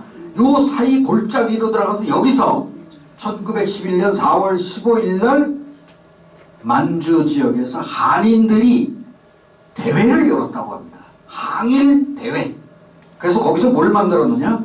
경학사라고 하는 한인 자치단체를 여기서 만듭니다. 그러니까 여기서 본격적으로 이제 이 땅에서는 독립운동을 할 수가 없으니 만주로 가서 거기서 이렇게 독립운동을 시작하기 했던 장소가 이 장소입니다. 저는 이곳에 갈 때요, 이 동네의 젊은 애들이 막아요. 여기를 못 들어가게 합니다. 왠지 아세요? 이 동네 젊은이가 뭐라고 얘기했느냐, 너희들 말이야, 한국 사람들 여기 와서 너희들 유적지라고 그러는데 와서 쓰레기나 버리고 가고, 여기 그 옥수수 맛인데 옥수수나 쓰러뜨리고, 우리 동네는 하등에 도움이 안 돼. 너희 역사지 왜 이 동네 와서 우리 동네를 저거 하느냐. 그리고 청년들이 여기를 막아요. 그리고 어떤 때는 공안들이 와서 여기를 막아서 못 들어가기도 합니다. 근데 저는 혼자 다녔기 때문에, 그리고 뭐 좀 중국어를 좀 하고 또 옷도 한국의 뭐 스포츠웨어를 입고 다니지 않습니다. 저는 그냥 중국의 허름한 옷 입고 다니면서 그들하고 같이 얘기하면서, 야 인마 너희 모택동도 항일 투쟁했어. 그래서 이 항일 유적지 보러 온 거니까 너 까불면 너희 주성님한테 내가 직접 얘기할 수 있어. 이런 얘기를 농담삼아 하면서 여기를 다녔던 그곳입니다. 자, 여기가 이제 우리가 압록강이죠. 여기를 건너가는 사람들 여기 단동을 해서 이렇게 가서 서간도라고 합니다. 여기 그 백두산에서 흘러나와서 이렇게 서해로 가는 게 압록강이에요. 그 다음에 백두산에서 흘러서 두만강이 이게 동해바다로 갑니다. 그리고 여기서 흘러서 북쪽으로 가서 이 송화강이 여기 흘러서 흑룡강하고 합쳐져 갖고 이게 우수리 이쪽으로 갑니다. 그러니까 백두산에는 3강이 압록, 두만, 송화가 백두산에서 발원한 거예요. 난 가끔가다 그렇습니다. 이렇게 아름다운 강을 어떻게 보면 이 넓은 만주 벌판을 먹여 살린 젖줄이 압록, 두만, 송화예요. 그게 백두산에서부터 시작이 됐어요. 그리고 여기를 서간도, 동간도, 북간도라고 했습니다. 이곳에 우리 고구려, 부여, 그 다음에 고조선 또 발해의 역사가 있기 때문에 독립투사들이 이곳으로 갔던 것입니다. 그래서 백두산을 우리 역사의 중심지라고 그때 당시에 독립투사들도 생각했던 것이죠. 자, 그래서 독립투사들은 이렇게 만주에서 대한의 독립을 쟁취하기 일본군과 싸웠습니다. 이 국경을 끊임없이 들어와서 일본군 주재소를 습격하고 두만강에서 마찬가지죠. 끊임없이 일본군과 싸웠는데 1920년 한 해에 광복군 총령의 광복군이 78회를 국내 진격작전을 했다는 게 역사에 기록되어 있어요. 그럼 1년에 78회 계속 국경에 와서 일본 주재소를 습격하고 다시 만주로 가고 또다시 공격하고 친일파들 처단하고 또다시 가고 일본인의 간담을 서늘케 했던 이 역사적 사건이 여기서 시작이 된 겁니다. 자, 이게 사실은 KBS에서 다큐멘터리에서 한 건데요. 이렇게 마차를 타고 지금 보찜을 짊어지고 이 추운 겨울에 1910년 겨울 경북 안동과 울진, 경상지역과 서울 이혜영인가 충청 이동령 전국에서 100여 가구 1,000여 명이 만주로 이렇게 보따리를 싸갖고 독립투쟁의 길을 갔던 이 다큐멘터리의 모습을 제가 캡처한 겁니다. 이게 단동시의 모습이고요. 이렇게 마차를 타고 간 사람들은 그래도 돈이 있는 사람들이에요. 마차를 빌리는데 돈이 꽤 들어갔으니까. 서울의 이회영이라고 하는 그 일가는 육형제가 같이 갔는데 그 당시에 명동 성당 앞에 땅, 그 다음에 경기도 남양주에서 그분 땅을 밟지 않으면 서울을 못 온다라고 하는 그 이석영 형제 그 집안, 영의정을 지낸 집안이니까요. 그 당시에 팔았던 땅이 2,000억이다. 이렇게 얘기하기도 하고, 때에 따라 어떤 분들은 더 많은 금액을 얘기하지만 어마어마한 돈을 가지고 이렇게 만주로 떠났습니다. 왜? 나라를 되찾기 위해서. 이런 사람이 있는가 하면 그 당시 일제치하에서 중추원 차위와 일제에 호응하면서 또 자기의 개인 용단을 추구했던 친일파들도 있습니다.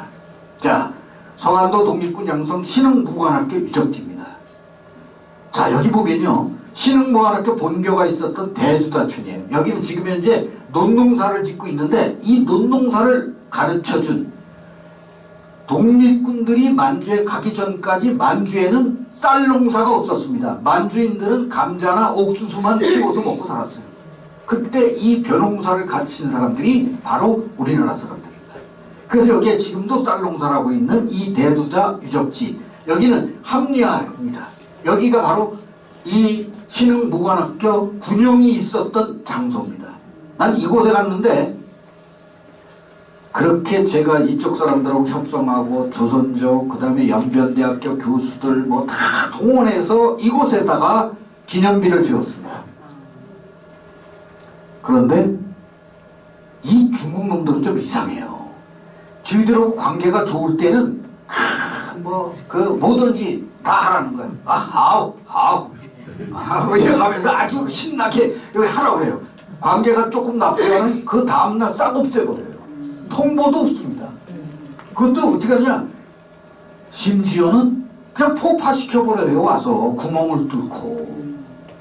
그리고 통보도 없어요. 그거 다 없어져 버렸는데, 그래서 한국의 신흥무관학교 기념사업해서 이곳에다가 기념비를 세우려고 무지애를 써도 지금 중국하고 관계가 나빠서 요즘에 안 되고 있습니다. 오히려 잘못 여기 들어갔다가는 간첩 혐의로 잡힐 수가 있어요. 예? 그냥 중국 애들은 그냥 넌 간첩이야 그러면 그냥 집어넣으면 끝나요. 왜?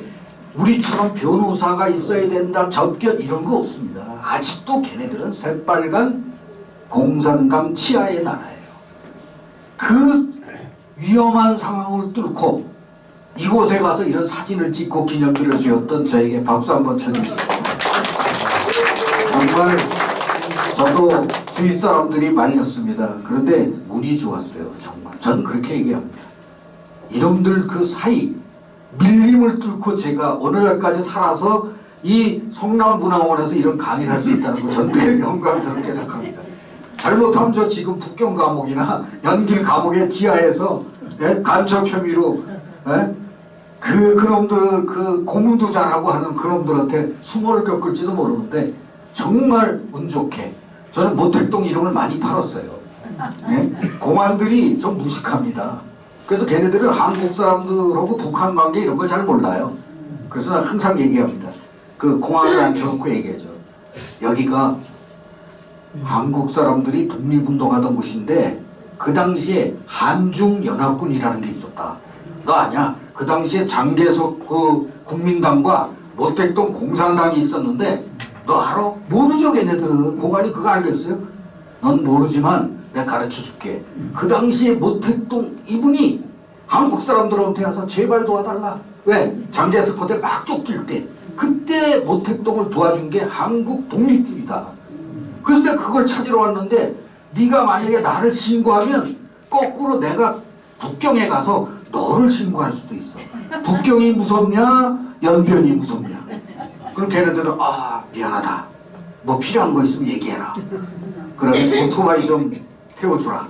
그래서 같이 가고 공안을 데리고 제가 산속을 가서 사진 찍었습니다. 그리고 그 다음에 같이 기념사진을 찍어요. 왜? 나는 그놈을 기억하지만 그놈은 날 기억 못할 수도 있으니까. 그래서 기념사진을 찍어서 한국에 와서 액자를 예쁘게 만들어서 다음에 갈 때는 그 액자를 가져갑니다.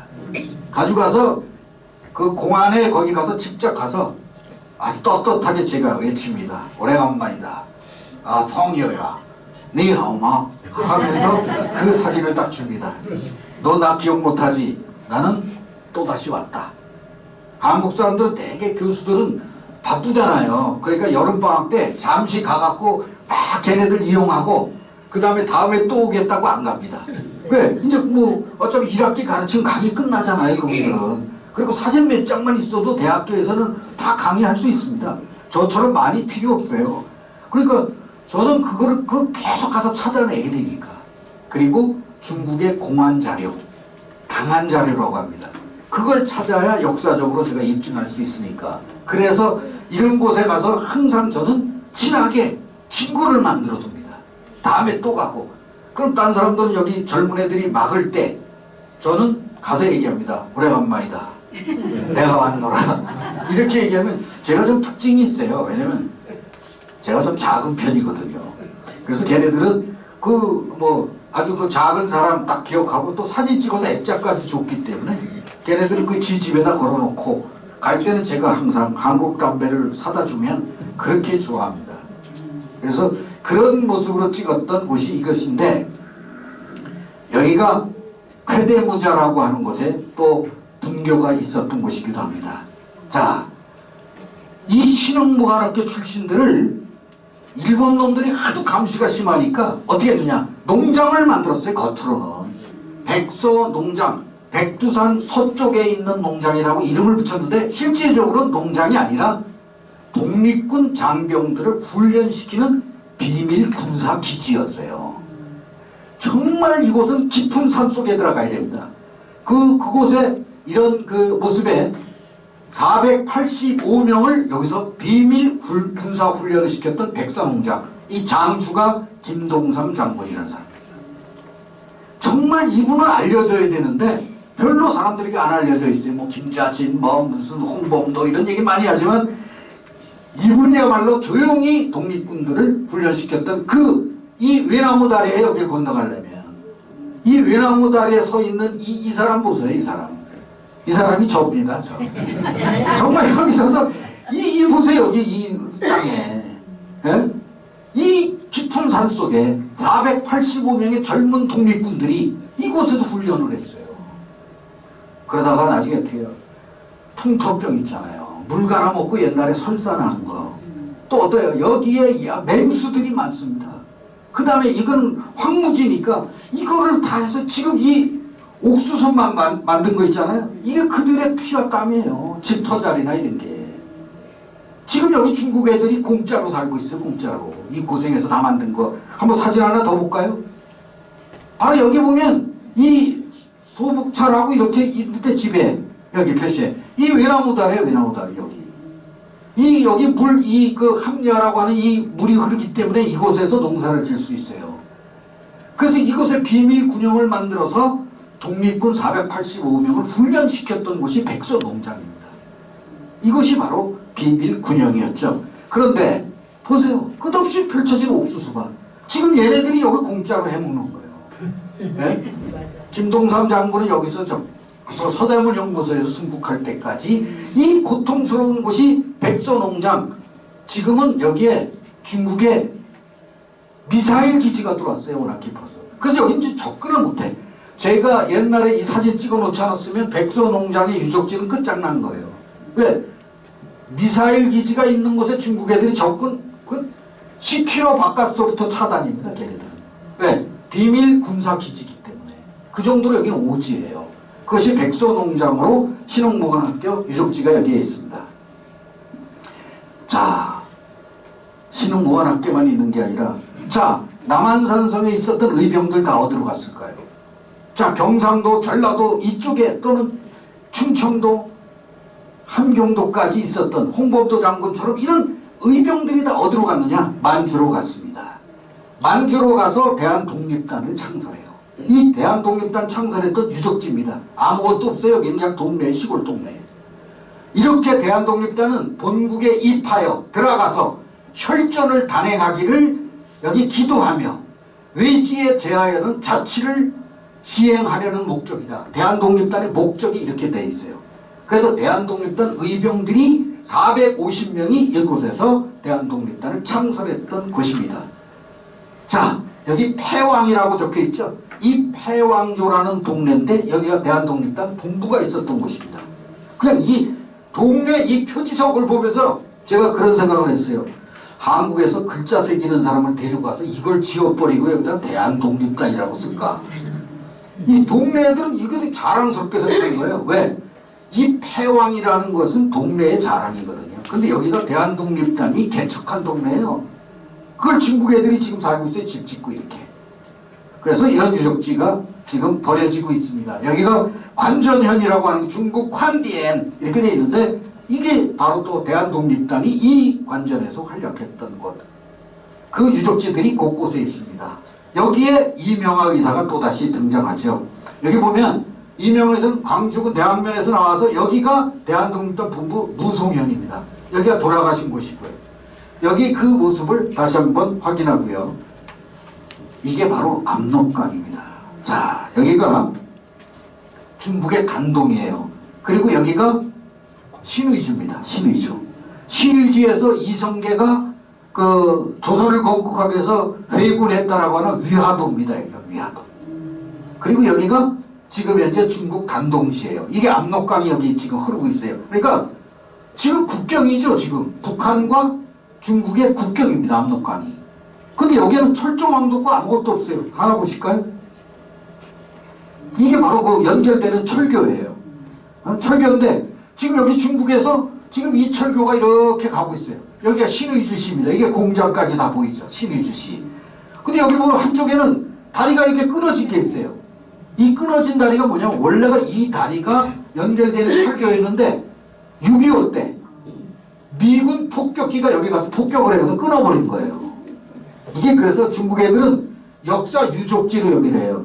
미군과 싸워서 미군이 폭격으로 끊어진 다리. 그래서 단교라고 합니다. 여기를. 그래서 여기가 중국의 그 뭐랄까 애국주의 교육기지. 이름 되게 웃기죠. 애국주의 교육기지. 왜? 미군하고 싸우기 위해서는 우린 이 역사를 기억해야 된다고 얘네들은 여기에 수십만 명이 옵니다. 수십만 명. 이거는 지금 북한과 중국의 무역 그 철로예요. 이게 바로 지금 압록강의 모습입니다. 여기에. 야, 여기는 고층 빌딩이 중국의 그 단동에는 어마어마해요. 근데 이쪽은 어떠냐? 정말 제가 이거 여기서 그 호텔에서 또는 뭐 아파트에서 이렇게 보면 신의주를 볼 때마다 너무 안타깝습니다. 그 폐허, 그 뭐랄까요? 낙후된 그 모습, 그리고 이쪽에서 넘어오는 사람들의 그 꾀죄죄한 모습을 저는 수도 없이 봤어요. 정말 안타깝죠. 왜? 가슴 아프죠. 동포니까. 그 현장이 바로 이곳입니다. 자, 이제 우리는 어떻게 싸웠는가? 왜 재범사는 독립운동이 아니라 독립전쟁이라고 얘기하느냐? 제일 첫 번째, 나는 홍범도. 한국에 와서 고생 많으세요. 이분이 요새. 정말. 카자흐스탄에 있을 때 저는 그냥 카자흐스탄에 크질 오르다 언덕에 그냥 계셨으면 좋겠다고 생각한 사람이에요. 왜? 그때 전 그랬어요. 이분 모셔다가 나중에 개망신 시킬 수 있다. 왜? 그 당시 그 카자흐스탄에서는 정말 영웅 대접받는 분이에요, 홍범도 장군이. 그런데 문재인 그 대통령이 뭐 가서 뭐 잘 모시겠다라고 그 카자흐스탄 교민들에게 사탕 발리면서 유해를 가져왔잖아요. 그런데 어떻게 됐어요? 소련 공산당에 입당했다는 이유로 지금 현재 팽당에서 육사에서 그 이분의 반신상도 다 철거되고 어디 갔는지도 모르고 지금 빨갱이 소리 듣고 있잖아요. 물론 소련 공산당에 가입한 사람이에요. 그 당시에 러시아 연해주에 살고 있던 우리 동포들을 먹여 살릴 수 있는 방법이 무엇인가를 고민했던 사람이라고 나는 생각해요. 자신 있게 얘기할 수 있어요. 공산당이 좋다는 것보다 그 당시에 소련에서 먹고 살려면 공산당에 가입해야 그 집단 농장을 개설할 수 있어요. 그래야 조선인들이 농사 짓고 살 수 있다고 생각한 거예요. 나중에 36년에 쫓겨서 카자흐스탄으로 강제 이주당한 사람이 홍범도인데 1920년 6월 7일 날 일본 정규군하고 첫 번째 전투를 합니다. 이게 만주 간도에서 일본 정규군과 벌였던 대한독립전쟁의 신호탄이에요. 1920년 6월 7일 일본군이 두만강을 건너서 이 봉오동 전투지로 들어옵니다. 그때 어떻게 하고 있었느냐. 자, 여기 보세요. 이게 봉오동 지금 저수지가 돼 있는데 여기가 이렇게 계곡이에요. 그러니까 지금 여기 뭐 홍범도 지휘본부가 있고 여기 강상호 2중대, 강시범 3중대, 조건식 4중대, 이천호 1중대가 여기에 매복하고 있습니다. 이 두만강을 넘어온 일본군이 이 봉오골 수남천으로 해서 이쪽으로 들어오고 있는 거예요. 그때 독립군이 여기서 기다리고 있다가 일본군이 이 안에 들어왔을 때 집중 사격을 해서 일본 정규군 157명을 사살했던 장소가 바로 어디냐? 봉오동이에요. 이게 봉오동 전투입니다. 1920년 6월 7일 1910년 나라가 망하고 10년 만에 일본군을 격퇴했던 그 전투가 벌어졌던 봉오동. 그 전투를 승리로 이끌었던 홍범도 의병장. 지금 2025년 대한민국에서 홍범도는 그냥 빨갱이일 뿐이다. 물론 공산당에 가입한 그 잘못을 얘기하자는 건 아니에요. 우리는 너무 이 전투의 영웅을 무시하고 있는 것은 아닌가. 그는 조국을 사랑한 독립군 장군이었다라고 하는 사실. 이 전투에서 승리했죠.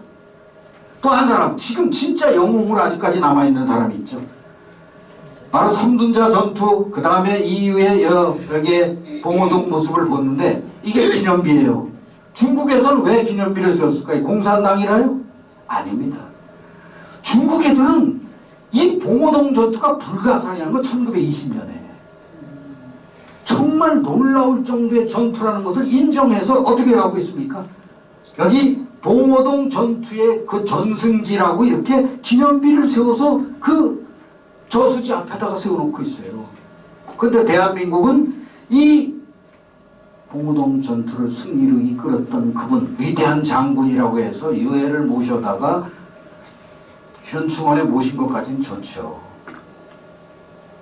이분을 나는 더 이상 욕되게 안 했으면 좋겠어요. 위대한 독립투사의 영웅으로 이 나라 중고등학생들, 대학생들의 머릿속에 남기를 저는 진심으로 바랍니다.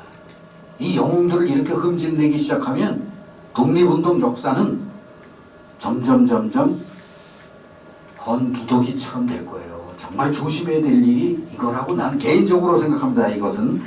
자, 그 다음에 보세요. 자, 충남 홍성 출신의 김좌진 장군.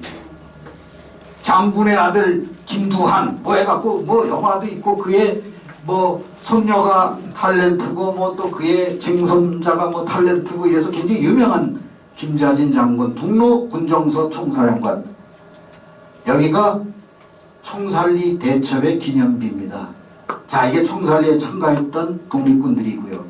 여기가 전투가 벌어졌던 곳이고 학생들하고 같이 참배 갔던 곳이고 이곳에 1920년 10월 21일부터 26일까지 6일간 전투가 벌어진 거예요. 청산리가 하루가 아니라 6일 전쟁입니다. 이 6일 동안 10군데가 넘는 곳에서 홍범도, 김좌진, 또 수많은 이범석 등과 같은 독립투사들이 일본군과 일본 정규군의 일개 사단병력입니다. 12,000명의 병력이 두만강을 건너서 이곳으로 쳐들어왔을 때 전투를 벌였던 청산리 대첩 전투. 자, 보세요. 청산리의 영웅들입니다. 여기에 수많은 사람들이 이 청산리 전투에서 승리를 거뒀던 우리는 지금도 기억하고 있죠. 자, 여기 보세요. 10월 21일 날 백운평 전투 현장입니다. 10월 22일 날 어랑천 전투, 24일 날 천보산 전투, 26일 날 고동화 전투. 대표적인 것만 제가 그 유적지를 찍어온 겁니다. 이 유적지에서 북로 군정서 김좌진과 그 휘하의 모든 독립군들은 일본군과 피비린내나는 전투를 벌였어요. 6일 전쟁입니다. 일본군 1200명을 사살하고 대승을 거뒀다는 것을 우린 이미 교과에서 보았었기 때문에 더 이상 설명하지는 않겠습니다. 청산리 기념탑을 대한민국 광복회가 돈을 내고 중국에서 이 화강석을 가지고 높이 17m의 청산리 항일 대첩 기념비가 지금 그 자리에 있는데, 요즘에 연변대학교 교수로부터 전화받고 보니까 이 근처에 접근조차 못하게 만든답니다. 이제는. 옛날에 여기 가서 사진도 찍고 다 해서 그 지들도 좋다고 가라고 하더니 중국하고 관계가 나빠지니까 이것조차도 우리가 접근을 못하게 돼 있어요. 이런 변덕심한 놈들하고 어떻게 우리가 이웃하고 살고 있는지 안타깝기도 합니다. 자, 이게 이제 청산리 제가 기차 타고 가다 보니까 여기 기찻길이에요. 이게 기찻길인데 이렇게 여기를 뺑 돌아갑니다. 그래서 여기 청산리 기념탑 있잖아요. 이게 청산리예요. 그래서 기차 타고 가면서 제가 찍은 사진이 여기가 바로 청산리 전투가 벌어졌던 대계봉입니다. 이런 역사적 유적지를 후손들에게 남기겠다는 생각을 갖고 기차까지 타고 다니면서 제가 이렇게 사진을 찍습니다. 자, 이게 바로 전투가 벌어졌던 그 직소폭포라는 것이에요. 중국 애들은 청산리 전투가 벌어졌던 것보다 뭐를 더 중시 여기느냐, 여기가 해랑강 발원지예요. 그래서 해랑강이 시작된다, 이걸 더 중시 여기지만 어쨌든 해랑강은 또 우리가 선구자 노래에도 해랑강이 나오기도 하니까 우린 기억해둬야 할 강이기도 하죠. 자, 여기는 김좌진 장군이 돌아가신 곳입니다. 김좌진 장군이 1930년 1월 30일 날 이 정미소거든요. 네, 그 당시에 조선인들이 먹고 살 수가 없었어요. 그래서 정미소를 차렸습니다. 이렇게. 그런데 이 정미소를 차린 이 장소에 박상실이라고 하는 공산당원이 와서 김좌진 장군을 사살합니다. 그래놓고 뭐라고 그랬냐, 김좌진이 뭐 뇌물을 받았다라고 얘기하지만 새빨간 거짓말이죠. 오로지 조국의 독립을 위해서 싸웠던 김좌진 장군이 순국했던 곳, 그래도 김을동이라고 하는 그 손녀가 있어서 이곳에 지금 현재 다시 이렇게 복원이 돼 있어요. 그래서 수많은 학생들이 김을동 여사의 그 아들 송일국 탤런트가 학생들을 데리고 갈 때마다 저도 가서 같이 강연도 해주고 또 뭐 거기 이 현장에서 만나기도 할 때 정말 열심히 했는데 요즘은 이게 접근 불허입니다. 여기도. 그래서 그 현장을 찍은 것입니다. 이 정미소를 운영하다가 돌아가신 김좌진 장군. 그 청산리 전투의 영웅이 우리들 곁에 있죠. 광복군 총령에 여기에 지금 이 광복군 총령 오동진 장군이라고 별로 기억을 못 하시겠지만 이분도 역시, 자, 여기서 한 가지만 설명하겠습니다. 1920년 압록강을 건너 국내 진곡작전 76회를 전개하여 김좌진, 김동삼과 3대 맹장으로 불렸던 오동진. 근데 저분은 1944년 광복을 1년 앞두고 공주 형무소에서 순국하셨습니다. 그리고 자식들이 없어요. 그리고 고향이 평안북도 삭주입니다. 그래서 이분에 대한 기념사업회조차 없어요. 안타깝죠. 왜? 광복군 총령장으로 그렇게 혁혁한 전쟁을 치렀던 오동진 장군을 저는 기억하고 싶다 해서 언급한 것이고요. 자, 김동삼 장군은 아까 언급했으니까, 자, 지청천 장군이라고 있습니다. 한국독립군 총사령관. 그 따님 한 분이 계셨기 때문에 친자식들을 얻고 외손자가 독립기념관 관장도 하고 아주 지금 현재 많은 활동을 하고 있습니다. 지청천 장군이 전투를 벌였던 여기가 흑룡강성 영왕시 동경성 전투 현장입니다. 이곳에도 역시 팻말도 없습니다. 자, 그 다음에 조선혁명군 총사령관. 어떤 분은 조선혁명군이니까 이게 공산당 아니냐? 아닙니다. 이분은 뼈뚝 깊이 민족주의자였어요. 바로 이 조선혁명군 총사령관 양세봉 장군이 여기에 학교를 세우고 화흥학교, 그리고 여기에 바로 이 총사령부가 있었던 곳이고 지금 현재 중국인들이 이렇게 그의 석상을 해서 기리고 있습니다. 그곳을 갔던 곳이고요. 자, 여기가 바로 요령성 그 감천령이라는 곳인데 바로 중국 당치오라고 하는 중국의 장군과 연합부대를 형성해 갖고 승리를 거뒀던 곳이 바로 이곳입니다. 그래서 조선혁명군 총사령관 양세봉, 이분은 총칼을 들고 일본군과 직접 싸웠죠. 자, 다시 한번 보겠습니다. 우리는 홍범도, 김좌진, 김동삼, 지청천, 양세봉, 이분들에게 장군이라는 말을 붙이기를 굉장히 꺼려합니다. 근데 저는 이분들은 위대한 독립군 장군이에요. 총칼을 들고 일본군하고 싸웠던 사람입니다. 그리고 양세봉은 전투 현장에서 전사했습니다. 바로 일본군의 그 밀정이 와서 유인해 갔을 때 그 옥수수밭에서 튀어나온 그들에 의해서 저 전투를 하시다가 돌아가신 분입니다. 역사에 기록해야 되는데 이분 역시 왜 그러냐? 이분의 유해는 고향이 평안북도이기 때문에 철산군이라 이분의 유해가 북한의 국립묘지에 있습니다. 그러다 보니까 또 오해하는 분들이 이분은 뼈뚝 깊이 민족주의자이고 죽을 때까지도 민족주의자로 살았던 양세봉, 지청천, 그리고 김좌진, 이런 분들은 총칼을 들고 싸웠는데 이게 독립운동입니까? 목숨 걸고 싸우다 전쟁에서 전투에서 돌아가셨는데 이것은 전쟁이었습니다. 제자리를 찾아줘야 된다고 저는 생각해요. 왜? 그래야 이분들도 저 지하에서 또 하늘에서 눈을 감으실 거라고 생각합니다.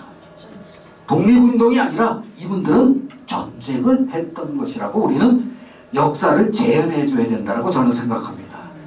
자, 이분들의 전투 현장이고요. 자, 그래서 만주벌의 별이 되신 분들입니다. 자, 여러분들 기억해 줘야죠.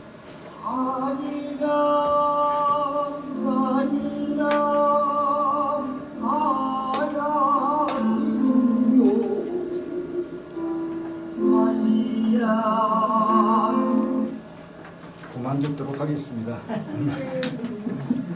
너무 그 상주 아리랑이라는 아리랑이 그 어머니 아버지 어서와요, 만주 벌판이 좋답니다, 이렇게 그 애절하게 만주로 떠나는 우리나라 사람들의 그 애절함을 아리랑에 실어 불렀던 상주 아리랑이 있습니다. 자, 여기에 최범산의 압록강 아리랑이라는 책에서 했던 것을 가지고 오늘 마무리를 짓도록 하겠습니다. 저는 저에게 주어진 시간이 오늘 이 시간이기 때문에 항상 저는 그렇게 시간이 짧다, 어디 가든지 항상 모자란다, 뭐 이렇게만 얘기하지 않고 여기서 꼭 이 말씀을 드리고 가야겠다라고 늘 준비하는 게 이겁니다. 우리는 역사가 발전해야 된다라고 늘 얘기하면서도 우리는 항상 퇴보하고 역사는 잊혀지고 역사는 사라지고 아무도 추모해 주지 않고 잊혀진 이름의 수많은 독립운동가들이, 독립투사들이, 독립지사들이 있습니다. 역사의 진보와 발전은 우리가 다 바라는 거예요. 역사가 발전하기를. 그래야 대한민국이 위대해집니다. 역사를 무시하는 민족은 결코 위대해질 수가 없어요. 그것은 그 역사를 움직인 혼을 찾아내야 돼요. 지금 오늘 제가 강의한 내용이 여러 가지가 있지만 여러분들은 아마 그 속에 알알이 박혀 있는 한국의 혼을 여러분이 찾아내셔야 됩니다. 제가 다 찾아드릴 수는 없어요. 저는 나열을 해드릴 뿐이에요. 이분들의 생애에서, 이분들의 삶에서 여러분들은 그분들의 혼을 찾아내는 겁니다. 그래서 그 혼을 여러분들이 이 세상에 다시 살아나게 해야 돼요. 난 이게 여기 계신 분들 뭐 저보다 그 더 이 세상을 더 열심히 사셨던 여러분들이 해줘야 됩니다. 저는 너무 능력이 부족해요. 20년 동안 그 항일 유적을 다니면서 그거를 가지고 광복회, 뭐 순국선열 유적회, 또 여러 가지 기념사업에다가 제공하고 또 전시도 하고 강연도 다녔습니다. 그런데 정권이 바뀔 때마다 이게 무슨 냉탕 온탕이 계속되니까 어떤 때는 뭐 불러서 당신에게는 훈장을 줘야 되고 뭐 위대한 일을 했다고 그러다가 딱 바뀌니까 나중에는 너 언제 왔냐 이런 식이 되기 때문에 여러분들이 해줘야 됩니다. 정말 진심으로 부탁드리는데요. 그 역사를 움직인 혼을 저는 여러분에게 전달할 뿐입니다. 김좌진의 혼, 홍범도의 혼, 지청천의 혼, 또는 이름 없는 무명 용사들의 혼도 여러분이 찾아내 주셔야 돼요. 그거를 여러분의 사랑하는 아들, 딸, 손자, 손녀 그리고 주위 사람들에게 여러분이 재현해 줘야 됩니다.